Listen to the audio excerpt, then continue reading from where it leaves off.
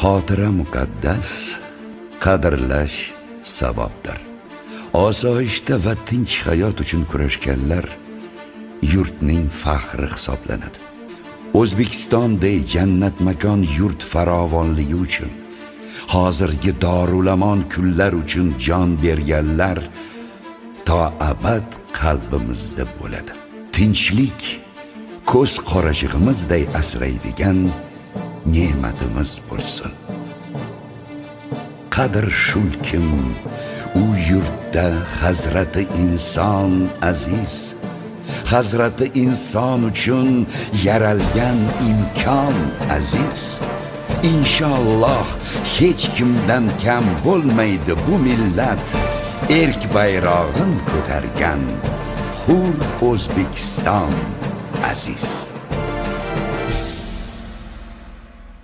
Kelyapmiz. Ulardan ko'zlangan maqsad nima edi? Yoshlarimiz bobolarimizga munosib farzand bo'lib yetishyapti.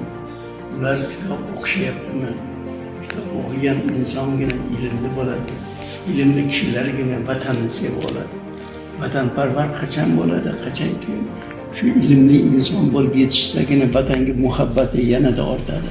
Shuning uchun jamiki mana maktablarda borib yoshlar bilan uchrashuvlarda o'tkazib videoroliklar qo'yib berib kelyapmiz.